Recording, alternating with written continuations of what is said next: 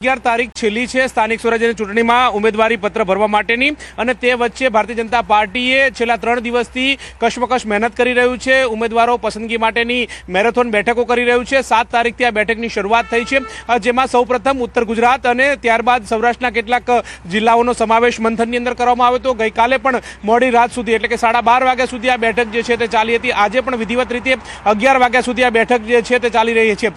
મહત્વનું એ છે કે હવે 2 દિવસ બાકી છે, ત્યારે ભારતીય જનતા પાર્ટી આજે સૌપ્રથમ તો જે કહી શકાય કે નવી જે મહાનગરપાલિકા બની છે તેના નામોની જાહેરાત કરી છે। એટલે કે મૂળ 8 જેટલી મહાનગરપાલિકા હતી અને તે પૈકી હવે વધુ જે 9 જેટલી જે મહાનગરપાલિકા ઉમેરાઈ છે, તેમાં સુરેન્દ્રનગર મહાનગરપાલિકાનો સમાવેશ થાય છે અને તેના 13 વોર્ડના નામોની જાહેરાત ભારતીય જનતા પાર્ટીએ કરી દીધી છે। એટલે કે આ સસ્પેન્સનો આતુરતાથી અંત આવ્યો છે અને ભારતીય જનતા પાર્ટીએ પોતાના નામોની જાહેરાત કરી દીધી છે। એ જ રીતે વાત કરીએ ઉત્તર ગુજરાતથી, તો ઉત્તર ગુજરાતમાં પણ ભારતીય જનતા પાર્ટીએ પોતાના દાવેદારો ઉતારી દીધા છે અને તેમના નામોની જાહેરાત કરી દીધી છે।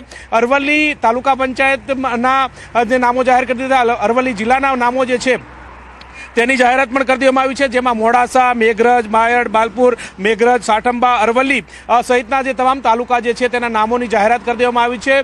2 નગરપાલિકા છે તેના નામો પણ જાહેર કરી દેવામાં આવ્યા છે। એટલે કે આમ જે આતુરતાપૂર્વક રાહ જોવામાં આવતી હતી તેનો અંત આવ્યો છે। સૌથી મહત્વના સમાચાર એ છે કે 2 દિવસ પૂર્વે જ પૂર્વ આઈપીએસ મનોજ નીનામાએ રાજીનામું આપ્યું હતું। રાજીનામું આપ્યા બાદ આજે શામળાજીથી કેસરિયા કર્યા છે અને કેસરિયા કરતાની સાથે જ તેમને લોટરી લાગી હોય તે પ્રકારના સમાચાર પ્રાપ્ત થઈ રહ્યા છે, કારણ કે જે પ્રકારે તેમનું નામ પણ સામે આવ્યું છે। જે કહી શકાય કે અરવલ્લી જિલ્લા બેઠક ઉપરથી તેમને ઉતારવામાં આવ્યા છે। એટલે કે અરવલ્લી જિલ્લાના જે ઓડ બેઠક જે છે તેમાંથી તેમને હવે નામાંકન પત્ર ભરશે આવતીકાલે, તે પ્રકારના સમાચાર પ્રાપ્ત થઈ રહ્યા છે। તેમના નામની જાહેરાત કરવામાં આવી છે આ નવા જે નામો જાહેર થયા છે તેમાં। અને એટલે કે જે 2 દિવસ પહેલા જ પૂર્વ આઈપીએસ મનોજ નીનામાએ રાજીનામું આપ્યું હતું અને તેમને હવે ભારતીય જનતા પાર્ટીએ વિધિવત રીતે ઉતાર્યા છે। મહત્વનું સાથે સાથે એ છે કે હવે અમદાવાદમાં સૌથી મોટી મહાનગરપાલિકા છે તેના નામો ક્યારે જાહેર થશે તે અંગેનું સસ્પેન્સ જે છે તે હજુ પણ યથાવત રીતે લાગી રહ્યું છે, કારણ કે ગઈકાલે આવતીકાલે પણ હજુ એક દિવસ જે પાર્લામેન્ટરી બોર્ડ જે છે તેનો સમય અવધિ વધારવામાં આવી છે। એટલે કે આવતીકાલે પણ ભારતીય જનતા પાર્ટીની પ્રદેશ જે સમિતિ જે છે તે મહાનગરપાલિકા માટે મંથન કરવામાં આવશે અને તે અંતર્ગતની વાત કરીએ તો તેમાં અનેક નામો જે છે તે ચર્ચાઈ રહ્યા છે। એમાં નામોમાં કોને સમર્થન મળે છે તે પ્રકારની વાત છે। આ વચ્ચે મહત્વના સમાચાર એ પણ આવી રહ્યા છે કે ભાજપે 23 જેટલા હોદ્દેદારો જે છે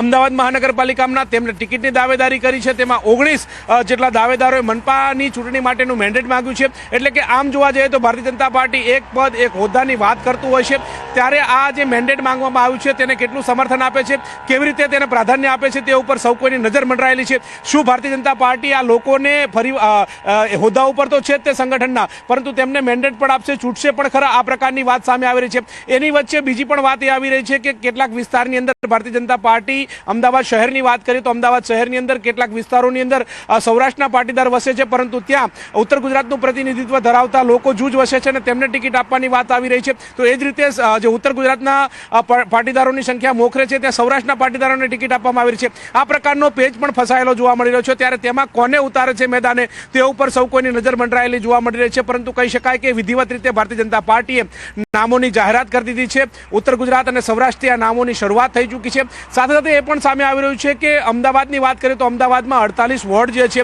192 જેટલા ઉમેદવારો જે છે તે મેદાને ઉતારવાના છે, ત્યારે તેમના નામો હજુ સુધી જાહેર કરવામાં નથી આવ્યા। આવતીકાલે તેને લઈને મંથન થશે, એટલે કે આવતીકાલ સાંજ સુધીમાં તમામ પેજ ક્યાં ફસાયેલો છે? વારંવાર એક જ સવાલ ઉઠી રહ્યા છે કે એટલી મેરેથોન બેઠક થઈ રહી છે, અમદાવાદ મહાનગરપાલિકાને લઈને ઉમેદવારોના નામ જાહેર કરવામાં એક દિવસ એક્સટેન્ડ કરવો પડી રહ્યો છે, પેજ ક્યાં ફસાયો છે? અહીંયા આગળ ડિમાન્ડ એટલી બધી છે, માંગ એટલી બધી છે કે પછી લોબિંગ ચાલી રહ્યું છે?